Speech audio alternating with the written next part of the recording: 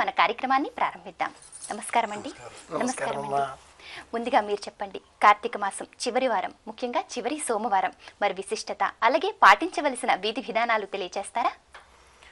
తప్పకుండా. ముందుగా ఆ మహేశ్వరులకు ఒకసారి నమస్కారం చేసి, ఓంకార మంత్ర సంయుక్తం నిత్యం ధ్యాయంతి యోగినః కామదం మోక్షదం తస్మై ఓంకారాయ నమో నమః. కార్తీక మాసం శివకేశవులకు అభేదాన్ని పాటిస్తూ ఉదయం వేళన శ్రీమన్నారాయణమూర్తిని దామోదర నామంతో సాలగ్రామ రూపంలో తులసీ దళాలతో అర్చిస్తున్నాం. అలాగే సాయంత్రం వేళన మహేశ్వరుడిని బిల్వ దళాలతో అర్చన చేస్తున్నాం. ఈ కార్తీక మాసంలో సోమవారాలు శివారాధనకు చాలా విశిష్టమైనవి అంటూ సంప్రదాయం చెబుతుంది. సోమానక్తం దివాసాయం ప్రాతశ్చాన్నో నిపీయతి, ఇట్లాగా అనేక చోట్ల ప్రమాణాలు కూడా లభిస్తాయి. ఇందువారే వ్రతం కృత్వా నిరాహారో మహేశ్వర నక్తం హవిష్యామి దేవేశ ఏకబిల్వం శివార్పణం అంటూ శివార్చన విధానంలో ఈశ్వరునికి బిల్వాన్ని సమర్పించే నిమిత్తమై 108 శ్లోకాల బృహత్తర స్తోత్రంలో సోమవారం నాడు ఇందువారం అని చెప్పుకుంటూ ఉంటాం. ఈరోజు ఉపవసించి సాయంత్రం వరకు నక్తవ్రతాన్ని పాటించి శివారాధన చేసి ఈశ్వరులకు ప్రీతికరంగా అభిషేకం ఏర్పాటు చేసి ఆ పిమ్మట పండ్లు పాలు ఫలాలు ఏవైనా తోచినవి నైవేద్యంగా సమర్పించి వాటిని స్వీకరించి రాత్రి అంతా కూడా ఉపవసించి మరునాడు ఉదయం తిరిగి యథావిధిగా పునఃపూజ చేసి నైవేద్యాలను సమర్పించి వాటిని స్వీకరించినట్లయితే ఇది నక్త వ్రతం అని చెప్తాం. ఉపవాస విధులలో ఒకసారి మలవరపు గారు ఉపవాసం అంటే ఏమిటో చాలా బాగా చెప్పారు. ఉపసమీపే వసించుట, దగ్గరగా ఉండే భావం చేయాలి అని చెబుతారు. ఉపవాస విధులలో నక్తము, ఏకభుక్తము, ఉపవాసము, ఆయాచితము అనే ఆ 4 విధానాలలో ఉపవాసము అంటే తులసి తీర్థం వేసుకున్న నీళ్లు త్రాగి ఉండడం, నక్తము అంటే ఉదయం అంతా కూడా ఉపవసించి సాయంత్రం వేళ నక్షత్రోదయం అయిన తర్వాత భోజనం చేయడం. ఇందులో ఛాయా నక్తం అంటే ఉదయంలో ఉండేటటువంటి జాములలో 3 నుంచి 6 వరకు ఉండే 4వ జాములో ఇది వ్రతం. కాబట్టి సోమవారం నాడు 5 సోమవారాలు, 6 సోమవారాలు, 4 సోమవారాలు ఎన్ని వస్తే అన్నింటిలోనూ కూడా ఈ విధంగా శివారాధనకై తగిన ఏర్పాట్లు చేసుకోవాలి. అన్ని వారాలని పాటించడానికి వీలు కాని పక్షంలో కనీసం చివరి సోమవారమైన ఈ నియమాలని పాటించి ఉపవసించి సాయంత్రానికి తిరిగి స్నానం చేసి ఈశ్వరారాధన చేస్తే తప్పకుండా శివానుగ్రహం లభిస్తుంది. కార్తీక మాసంలో సోమవారం నాడు శివారాధన సర్వశ్రేష్టం అంటాయి సంప్రదాయాలు. ఓకే అండి. మరి పంచారామ క్షేత్రాలకు సంబంధించి ఎన్నో విషయాలు తెలుసుకోవడానికి చాలా మంది ప్రేక్షకులు ఎదురు చూస్తున్నారండి. మొదటి కాలర్ సిద్ధంగా ఉన్నారు, వారితో మాట్లాడదాం. నమస్కారం అండి, మీ పేరు చెప్పండి. నా పేరు సుప్రజ అండి. ఎక్కడి నుంచి కాల్ చేస్తున్నారు? ఆలా డిస్ట్రిక్ట్ బందవర్ నుండి మాట్లాడుతున్నాను. ఓకే అండి. మైలవరపు శ్రీనివాసరావు గారు, కాకునూరి సూర్యనారాయణ మూర్తి గారు ఇద్దరు ఈ రోజు మనతో ఉన్నారు. పంచారామ క్షేత్రాల గురించి మీరేం తెలుసుకోవాలనుకుంటున్నారు? మీ సందేహం చెప్పండి. కాదు మేడం, అయితే పౌర్ణమి నుండి పౌర్ణమి వరకు వచ్చే సోమవారాలు ఉండడమా, అమావాస్య రోజు నుండి అమావాస్య వచ్చే సోమవారాలు ఉండడమా? గురుగారితో మాట్లాడదామని. తెలియజేస్తారా? చాలా చిన్నగా వినిపిస్తుందమ్మా, వాయిస్ సరిలేదు. పౌర్ణమి నుండి పౌర్ణమి వరకునా, అలాగే అమావాస్య నుండి అమావాస్య వరకునా అని సందేహం అడుగుతున్నారండి సోమవారాల గురించి. అయితే వారి సందేహానికి అమావాస్య మరునాడు వచ్చే కార్తీక మాస శుక్లపక్ష ప్రతిపద నుంచి అమావాస్యతో పూర్తి అయ్యేటటువంటి కార్తీక మాసం వరకు మనం చాంద్రమానాలు పాటిస్తాం. బార్షపత్యమానంలో పౌర్ణిమ నుంచి పౌర్ణిమ వరకు అంటూ ఉత్తర భారతంలో పాటిస్తారు. మనం ఆంధ్రదేశంలో పంచారామ క్షేత్రాల సన్నిధానంలో సమక్షంలో ఉన్నాం కాబట్టి మన చాంద్రమానాన్ని అనుసరించి అమావాస్య తర్వాత వచ్చే పాడ్యమి నుంచి అమావాస్య వరకు ఉండే ఈ మాసం రోజులను మనం పాటించాలి. ఇందులో వచ్చే సోమవారాలని మనం పాటించాలి. అసలు ప్రారంభం నుంచి మనం ప్రసారాలు కూడా అలాగే చేస్తున్నాం. చాంద్రమానం చంద్రుణ్ణి సూర్యుడిని ఇద్దరిని కొలతగా లెక్కేస్తారు. చంద్రుడి ఆధారంగా కొలత వేసే విధానం చాంద్రమానం, సూర్యుడి విధానంగా సౌరమానం. వారు అడిగింది సౌరమానం ప్రకారం చేయొచ్చా అని, ఈ ప్రకారంగానే చేయాలి, అలా కాదు మనకి. అలాగే మరి ఆరామాలు 5 అంటారు కదా, మరి ఆరామాలు 5 ఎందుకు అంటారు? పంచారామాలను ఎందుకు పేరు పెట్టారో చెప్తారా? శివలింగ ఆకారాన్ని ఒక్కసారి మనం పరిశీలించి చూస్తే శివోహం అనే మాట మనకి వినిపిస్తూ ఉంటుంది. నేనే శివుడిని. ఒకసారి మనకి మనమే అలా నిలబడి ఉన్నాం అనుకో, ఈ కనిపించేది సంపూర్ణమైనటువంటి శివలింగంలో పైభాగం. పంచ ఆరామాలు 1 ఇది, 2, 3, 4 ఈ మధ్యలో ఉండేది 1, 5 స్థానాలు. జాగ్రత్తగా పరిశీలించి చూస్తే ఇక్కడొకటి, ఇక్కడొకటి, ఇక్కడొకటి, ఈ వెనుకొకటి, ఇదొకటి. దేహో దేవాలయ ప్రోక్త జీవో దేవ సనాతన. ఈ శరీరమే సంపూర్ణమైనటువంటి ఆలయం. అంచేత తిరుపతి వెళ్ళడం, కాశీ వెళ్ళడం, ఇంకో చోటికి వెళ్ళడం, ఇంకో చోటికి వెళ్ళడం అక్కర్లేదు. కనులు మూసుకుని నిజంగా ధ్యానిస్తూ ఆ దివ్య దర్శనాన్ని ఈ శరీరంలోనే పొందితే ఆ అనుభూతి చాలా ఎక్కువ. వేరు విధంగా ప్రేక్షకులు అనుకోవద్దు, కానీ ఓ శివుడి దగ్గరికి వెళ్ళి ఎక్కడో కాశీకి వెళ్ళి వచ్చేటప్పుడు ఏదో చిన్న దొంగతనానికి మనం గురైతే కాశీ అన్న మరుక్షణం ఆ పోయిన పెట్టి గుర్తొస్తుంది, కానీ ఇది రాదు. అదే మనం ఇక్కడ కూర్చొని కానీ ధ్యానం చేస్తే ఏమీ గుర్తురాదు, ఇదే గుర్తొస్తుంది. అంచేత పంచ ఆరామాలని ఇదిగో ఈ స్థానాల్లో ఉన్నట్టుగా ఆలోచించుకుంటూ పంచ ఆరామాలని రేపటి రోజు కార్తీక సోమవారం కాబట్టి ప్రత్యక్ష ప్రసారం అయిపోయిన తర్వాత ఒక్కసారి ఆలోచించి ఈ 5 ఎక్కడో లేవు, మన శిరస్సులోనే ఉన్నాయని ఆలోచించుకుంటే ఆ అనుభూతి వేరు. ఇది అందుకని ఇది మర్చిపోతారేమో ఈ రహస్యమని ఆలోచించి పెద్దలు ఉపనయన కాలంలో 5 చోట్ల చూడాకర్మను ప్రత్యేకంగా ఈ శిఖలని 5 చోట్ల పెడతారు, పంచ శిఖలు అనేటటువంటి అభిప్రాయంతో. అది చాలా గొప్పదైనటువంటి విషయం. ఇక 2, 1 ఇంద్రప్రతిష్ఠ, ఇంద్రుడి చేత చేయబడింది అమరారామం అమరావతి. 1 సోమప్రతిష్ఠ, చంద్రుడు స్వయంగా ప్రతిష్ఠించింది సోమారామం, అది గునుపూడి భీమవరంలో కనిపిస్తుంది. ఇంకొకటి కుమార ప్రతిష్ఠ, అంటే కుమారస్వామి చేత ప్రతిష్ఠించబడింది కుమార ఆరామం, మనకి సామర్లకోటలో కనిపిస్తుంది. ఆ తర్వాత ద్రాక్షారామం, దక్షస్య ఆరామ భూమిత్వాద్ ద్రాక్షారామ ఇతీర్యతే, అది దక్షునికి సంబంధించిన ఆరామభూమి కాబట్టి అది ద్రాక్షారామం అయింది. మనం ఇలా జాగ్రత్తగా పరిశీలించి చూసినట్లయితే 5 క్షేత్రాలు 5 ముఖ్యుల చేత ప్రతిష్ఠింపబడ్డట్టుగా మనకి స్పష్టంగా తెలుస్తూ ఉంటుంది. క్షీర ఆరామం సాక్షాత్తు అమోఘమైనటువంటి ఆ జ్ఞాన క్షీరాన్ని ప్రసరింపజేసేదిగా కనిపిస్తుంది. ఈ మధ్యలో ఉండేటటువంటి ఏ సహస్రార స్థానం ఉందో అక్కడికి ఈ 4 చుట్టూరా ఉంటాయి అని ఆ ప్రకారంగా పంచ ఆరామాన్ని శరీరంలో ఏర్పాటు చేశారు. ఓకే అండి, ఒక కాలర్ సిద్ధంగా ఉన్నారండి, వారితో మాట్లాడదాం. నమస్కారం అండి, మీ పేరు చెప్పండి. నా పేరు నారాయణ నాయక్ అండి, మహబూబ్ నగర్ డిస్టిక్. ఓకే, మీ సందేహం చెప్పండి. మేడం, అది మేము ప్రతి సోమవారం ఉపవాసం చేస్తున్నాము, ఎప్పటికెళ్ళి ఎప్పుడు చేసుకోవాలని చెప్తారా అండి? ప్రతి సోమవారం ఉపవాసం చేస్తున్నారంట, ఎప్పటి నుండి ఎప్పటి వరకు చేయాలని అడుగుతున్నారు. ఉపవాస విధికి 2 పద్ధతులు ఉన్నాయండి.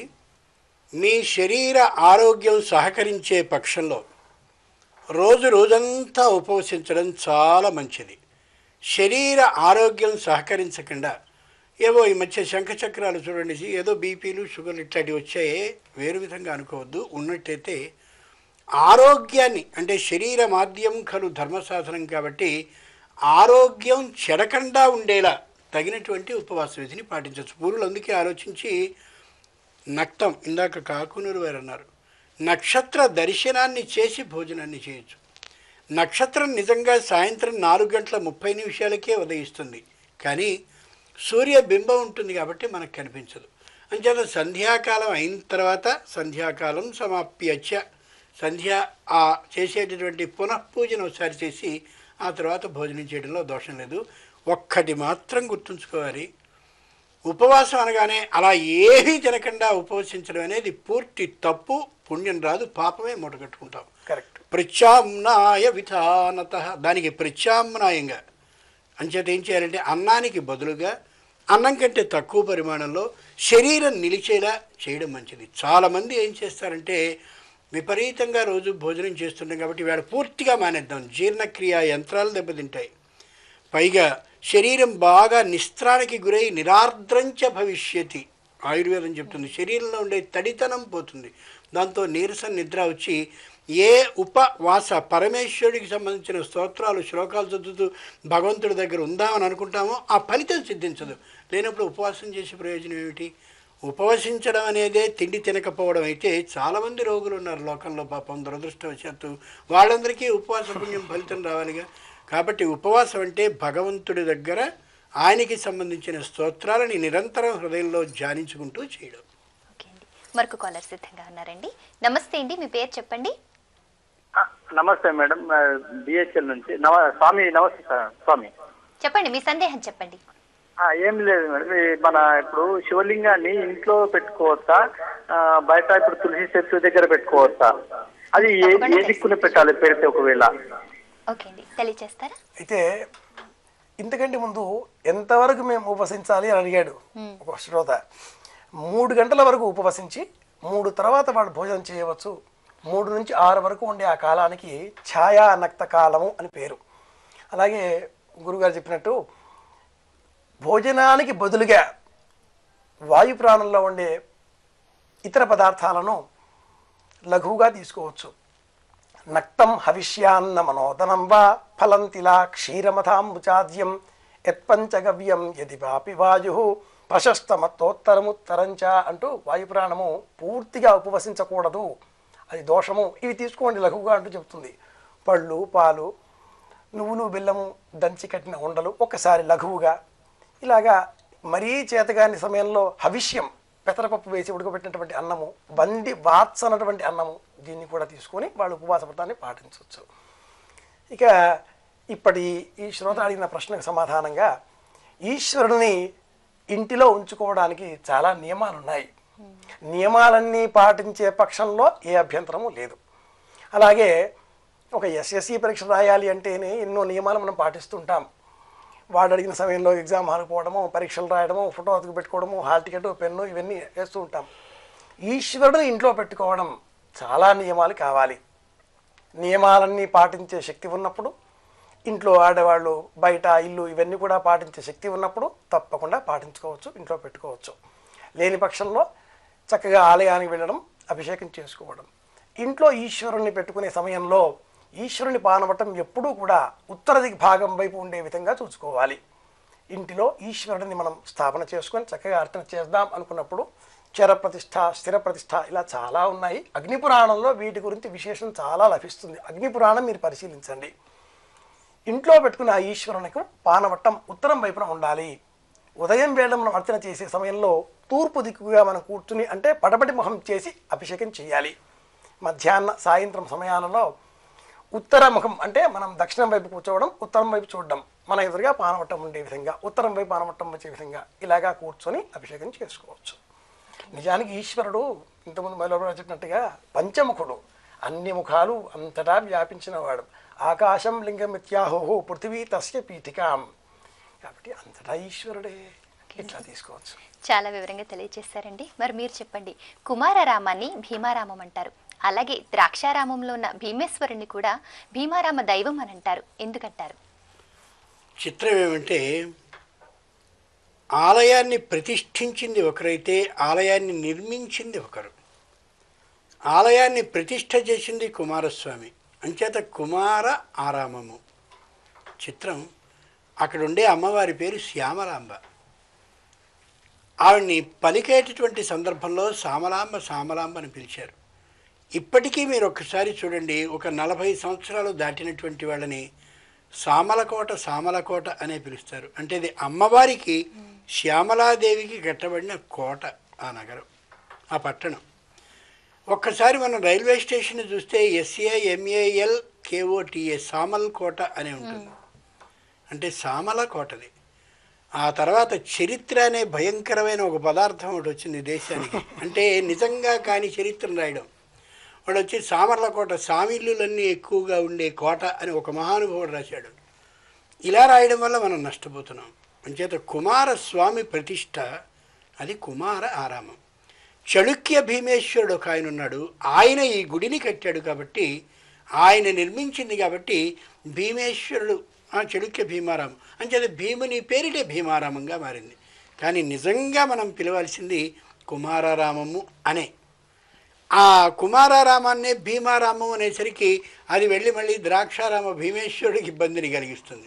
ఇక్కడ గుడి దగ్గర ప్రత్యేకమైనటువంటి ఆ విషయాన్ని రాయడం కానీ, లేదా కుమారారామం అని మాత్రమే పిలవడాన్ని అలవాటు చేయడం కానీ చేయాలి. సంస్కృతంలో ఉండేటటువంటి కుమార శబ్దానికి వికృతి అంటే ప్రకృతి వికృతులు అంటారు మనం, దానికి కొమర అని. కాబట్టి కొమరారామం అని కూడా పిలుస్తూ ఉంటారు. కానీ కొమర ఆరామం అనేది సంధి చేయడం సరికాదు వ్యాకరణ శాస్త్రం ప్రకారం. ఇంకేత కుమారారామం అని పిలవడమే సరైనటువంటి పద్ధతి. ఓకే అండి, కాలర్ సిద్ధంగా ఉన్నారండి, మాట్లాడదాం. నమస్కారం, మీ పేరు చెప్పండి. నా పేరు ప్రసాద్ అండి, గుంటూరు నుంచి. ఓకే, సందేహం చెప్పండి. కార్తీక మాసంలో వచ్చి మాస శివరాత్రి ప్రాముఖ్యత పోయిందండి. ఓకే అండి, తెలియజేస్తారా? మాస శివరాత్రి మనకి ప్రతి నెలలోనూ వస్తుందండి. బహుళపక్షానికి వచ్చిన తర్వాత ఏ త్రయోదశి వస్తుందో దాన్ని మాస శివరాత్రిగా పిలుస్తారు. అంటే సంపూర్ణమైనటువంటి అమృతం అంతా కూడా పర్యాయ పీతస్య సురైర్హిమాంశో కళాక్షయ, మొత్తం అంతా కూడా చంద్రుడికి సంబంధించిన అమృతాన్ని అంతటినీ తీసేశాక చంద్రుడు కళావిహీనం అయిపోతాడు. అయిపోయిన తర్వాత మళ్ళీ ఆయనలో కళల్ని నింపేటటువంటి వాడు ఈయనే పరమేశ్వరుడు. అంచేత ఆ రోజున నాయన మొత్తం దేవతలందరూ కూడా ఈ కళలన్నింటినీ తాగారా, మీరందరూ సుఖంగా ఉన్నారా, సుఖంగా ఆహారాన్ని స్వీకరించారా, మళ్ళీ నేను స్వయంగా మీకు నింపుతాను అని చెప్పి ఈయన మళ్ళీ కళలను నింపుతాడు. ప్రథమో దైవ్యో భిషక్, దేవతలందరికీ అమోఘమైన వైద్యాన్ని చేసేవాడు ఎవరంటే ఈయనే. భిషక్కి వైద్యుడికి భేదం ఉంది. వైద్యుడు అంటే మనం తల అని అనగానే గబగబగబగబగబ ఒక టావు నిండా రాసే పుణ్యాత్ములు ఉంటారు భుజబలం కొద్దీ, అది కాదు. భిషక్ అంటే తానే ఔషధాలని సిద్ధం చేసి తానే ఈ వ్యాధికి సంబంధించిన మందునిచ్చేటటువంటి వాడు భిషక్. శంకరుడు అట్లాంటి వాడు. చంద్రుడు స్వయంగా అయ్యా నాలో ఉండే అమృతాన్ని మొత్తాన్ని కోల్పోయాను అనగానే నేనురా భిషక్కునున్నాను, నెత్తి మీద నిన్ను పెట్టుకున్నాను, నీకెందుకు కంగారు, మళ్ళీ నేను నింపుతాను అని ఆ రోజు నుంచి కళలన్నింటినీ నింపేస్తాడు. నింపేసి మళ్ళీ అమోఘమైనటువంటి వృద్ధి చంద్రుడిగా రోజు రోజు ఒక కళ పెరిగేలాగా చేస్తాడు. ఆయన నెత్తి మీద పెట్టుకోవడంలో, ఈయన నెత్తి మీద ఉండడంలో ఉండే ఆంతర్యం అది. సవివరంగా తెలియజేశారండి. మరొక కాలర్ సిద్ధంగా ఉన్నారు, వారితో మాట్లాడదాం. నమస్కారం, మీ పేరు చెప్పండి. హలో, నమస్కారం అండి, మీ పేరు? రేపల్లండి, నాగలక్ష్మి అండి. మీకున్న సందేహం చెప్పండి. కార్తీక మాసంలో తులసి మొక్క పెట్టుకోవచ్చు అన్నారు, పెట్టుకోవచ్చా పెట్టుకోకూడదా తెలియజేస్తారా? తప్పకుండానమ్మా. దృష్ట్వా స్పృష్ట్వా పునః ధ్యాత్వా అంటుంది ధర్మసింధు. ఈ కార్తీక మాసంలో తులసి వృక్షాన్ని చూచినా స్పృశించినా ధ్యానం చేసినా అనంతమైన ఆరోగ్యం లభిస్తుంది. కాబట్టి కార్తీక మాసంలో తప్పకుండా తులసి మొక్కను నాటాలి. అలాగే వీలు కుదిరిన పక్షంలో తులసి మొక్కను దానంగా కూడా ఇవ్వాలి. తులసి ద్వాదశి నాడు ఈ తులసి మొక్కను మనం దానం చేసినట్లయితే ఇతోధికమైన వంశవృద్ధి ఇవన్నీ కూడా లాభంగా జరుగుతాయి అంటూ కూడా అనేక ప్రాచీన గ్రంథాలు తెలియజేస్తాయి. మాసాలలో 12 కూడా వచ్చే ఈ మాస శివరాత్రులలో కార్తీక మాసంలో వచ్చే మాస శివరాత్రికి మరొక విశేషం కూడా ఉంది. మన పురాణాలలో ఈ కార్తీక మాసంలో ఈ వచ్చేటటువంటి మాస శివరాత్రి పిశాచ చతుర్దశి అన్న పేరుతో వర్ణింపబడి ఉంటుంది. సాక్షాత్తు శ్రీమన్నారాయణమూర్తి వారణాసిలో ఉండే విశ్వేశ్వరునకు అభిషేకం చేయడం కోసమని ఈ కార్తీక మాసంలో వచ్చే మాస శివరాత్రి నాడు ఆయన ప్రత్యక్షంగా దిగి వస్తాడు అంటూ స్కంద పురాణం తెలియజేస్తుంది. అలాగా పురాణాలలో కూడా ఈ మాస శివరాత్రి ప్రాముఖ్యం వైశిష్ట్యం విశేషంగా చెప్పబడి ఉంది.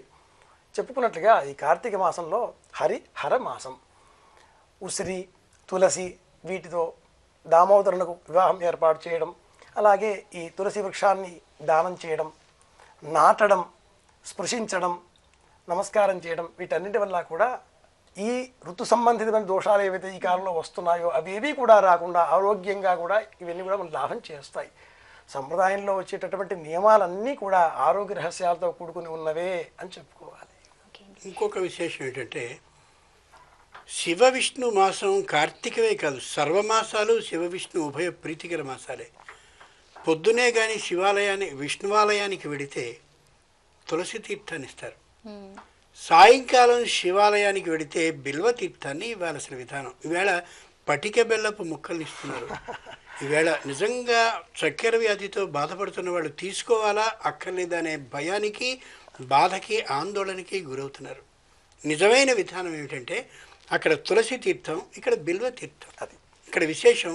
తులసి శ్వాసకోశపు వ్యాధులను నివారిస్తుంది, బిల్వం జీర్ణక్రియా వ్యాధులను నివారిస్తుంది. ఈ తీర్థం దానికి, ఆ తీర్థం దీనికి. పొద్దున్నే విష్ణువుని చూస్తే అలంకార ప్రియ, బ్రహ్మాండమైన అలంకారాలన్నిటితోటి మనం ఎక్కడైనా కార్యాలయానికి వెళ్ళేప్పుడు మంచి వేషం అది వేసుకుని చాలా ఆనందంగా పెడతాం. పొద్దున్నప్పుడు అలా చేస్తే ఉత్సాహంగా ఉండి ఆ రోజంతా బాగా పనిచేస్తాం. సాయంకాలం శివాలయానికి వెళితే విభూతి, ఏ అలంకారాలు లేకుండా నిరట్టహాసంగా మామూలుగా ఉంటాడు. ఒరే నువ్వు బతుకు ఎంత బతికినా ఇలాగే నీ చివరి జీవితం ఇదే అనే యథార్థాన్ని చెప్తాడు ఆయన. కాబట్టి ఆయుర్వేద విధానం ప్రకారం ఈ శ్వాసకోశం, జీర్ణక్రియకి సంబంధించిన జీర్ణకోశం, ఈ రెండూ బాగుండడానికి ఇటు ఈరోజు ప్రారంభిస్తున్నావు కాబట్టి మంచి ఉత్సాహంగా ప్రారంభించు, తర్వాతకి ఇలాగే ఉంటుందని గుర్తుంచుకో అని ఇటు ఆధ్యాత్మిక, వైరాగ్య రెండు విధానాలని జీవన విధానానికి సంబంధించి చెప్పే అద్భుతమైనటువంటి మాసాలే 12 కూడా. చాలా సవివరంగా తెలియజేస్తారండి. అలాగే సోమారామం భీమవరంలో ఉంది కదా, ప్రత్యేకత తెలియజేస్తారా?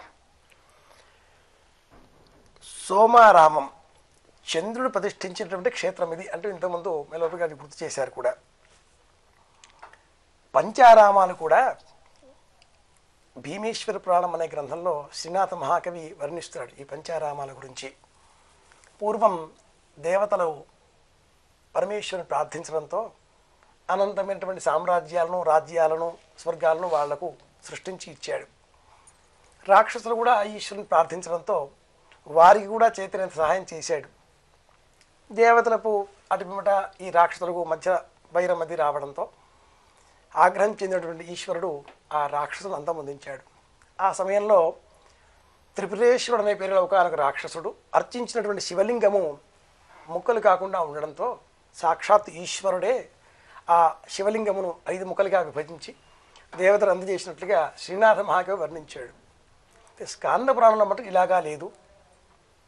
తారకాసుడు అనబడే ఒక రాక్షసుడు ఈశ్వరుడిని తన హృదయంలో ఆత్మలింగంగా తనవాడిగా చేసుకున్నాడు. ఈశ్వరుడు అందరివాడు, నావాడు అనే అహంతో ప్రవర్తించడంతో ఆ తారకాసు సంహారార్థమై కుమారస్వామి జన్మించాడు. జన్మించిన ఆ కుమారస్వామి తారకాసుని సంహరించడంతో ఆ ఆత్మలింగం కూడా వ్రక్కలై 5 భాగాలుగా విభజింపబడింది. ఈ 5 భాగాలే పంచారామాలు అంటూ స్కాంద పురాణం తెలియజేస్తుంది. ఈ సోమారామం మనకు ఎక్కడండి, భీమవరం దగ్గర గునుపూడి అనే గ్రామంలో ఉంది. ఒక 2 కిలోమీటర్ దూరంలో ఉంటుంది గునుపూడి, అందులో ఉంది. ఈ సోమారామంలో ఉండే ప్రత్యేకత ఏమిటి అంటే ఈశ్వర లింగము పౌర్ణిమ నాడు గోధుమ వర్ణంలో ఉండి అమావాస్య నాటికి కొంచెం రంగు మారి నలుపు వర్ణంగా మారుతుంది అంటూ తెలియజేస్తారు. చంద్ర కళలను అనుసరించి ఈ శిల్పంలో అటువంటి మార్పులు చోటు చేసుకుంటున్నాయి. అలాగే ఈ సోమారామంలో ఉండేటటువంటి ఈశ్వరుడిని అభిషేకం చేసినట్లయితే, ఆ అభిషేక తీర్థం స్వీకరించినట్లయితే సకల విధమైనటువంటి రోగాలన్నీ కూడా తొలగిపోతాయి అని కూడా పురాణ కథలు తెలియజేస్తున్నాయి.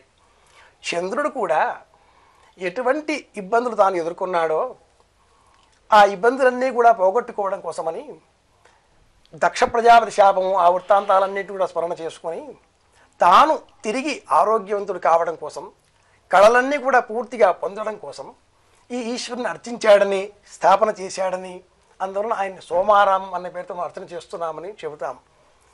ఈశ్వరునకు సోమవారానికి ఉండే సంబంధం ఏమిటి అంటే, ఆధునిక సైంటిస్టులు సోమవారం నాడు గుండెపోటుతో మరణాలు ప్రపంచంలో ఎక్కువగా చోటు చేసుకుంటున్నాయి అంటూ చెబుతున్నారు. ఈ చంద్రుడు ఉప్పు గ్రహం అని కూడా చెబుతున్నారు.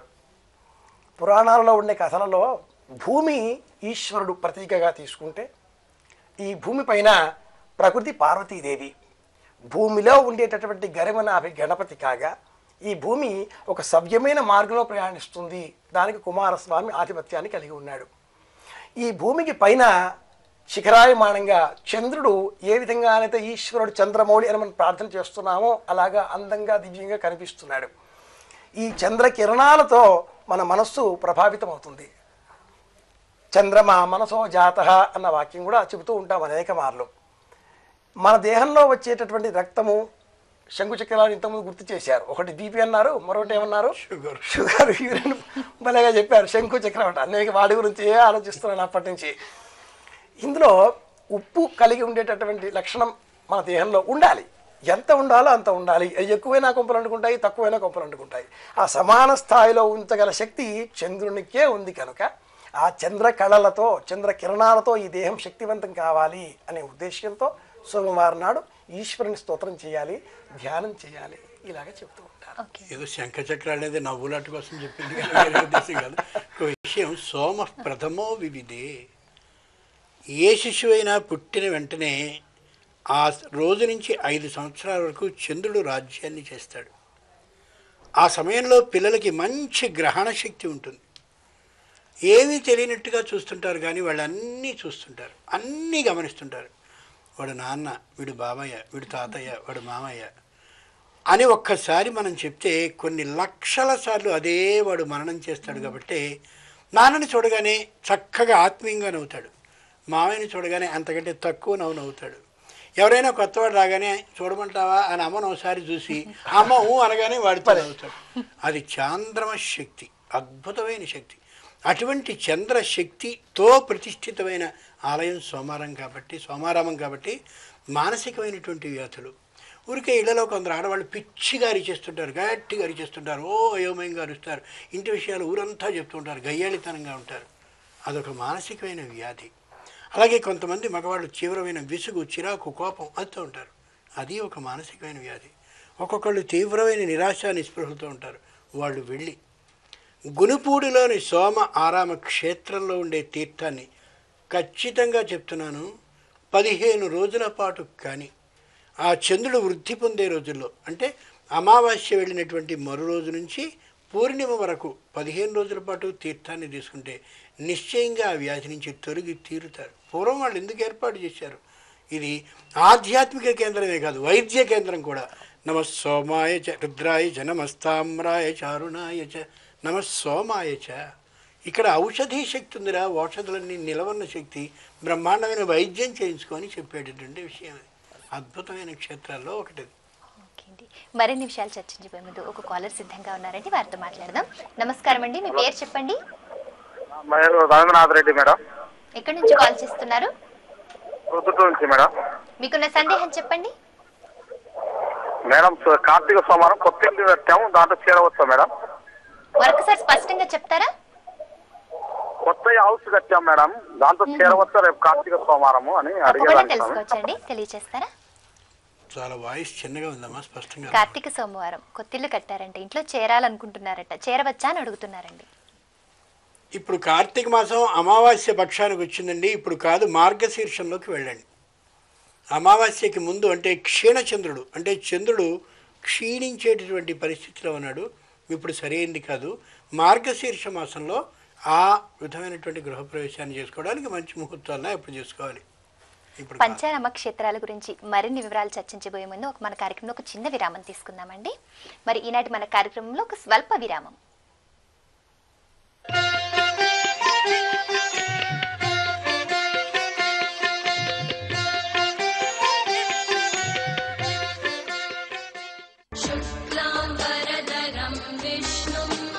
భారతదేశ చరిత్రలో మొట్టమొదటిసారిగా లోక కళ్యాణార్థం సకల జనుల కార్యసిద్ధి కొరకు హైదరాబాద్ నందు అతి విశాలమైన యాగశాల ఏర్పరిచి డిసెంబర్ 23 నుండి జనవరి 9వ తేదీ వరకు 18 రోజులు అష్టోత్తర శతకుండ శ్రీ లక్ష్మీ గణపతి మహాయాగము బ్రహ్మశ్రీ డాక్టర్ చిలుకూరి శ్రీనివాసమూర్తి గారి ఆచార్యత్వమున 16 మంది వేద పండితులు, 40 మంది స్మార్త పండితులు, 70 మంది ఉపాసకులు, 216 మంది ఋత్వికులచే మహా వైభవంగా నిర్వహించబడుతున్నది. వివరాలకు సర్వహిత సేవా సమితి 9177772804 9848992804. శ్రీ లక్ష్మీ నిధి మీకందించిన శ్రీ మైథిలి వెంకటేశ్వరరావు గారి కలం నుంచి వచ్చిన మరో పుస్తకం శ్రీ విష్ణు నిధి మీ దగ్గరలో ఉన్న బుక్ స్టాల్స్ లో లభించును.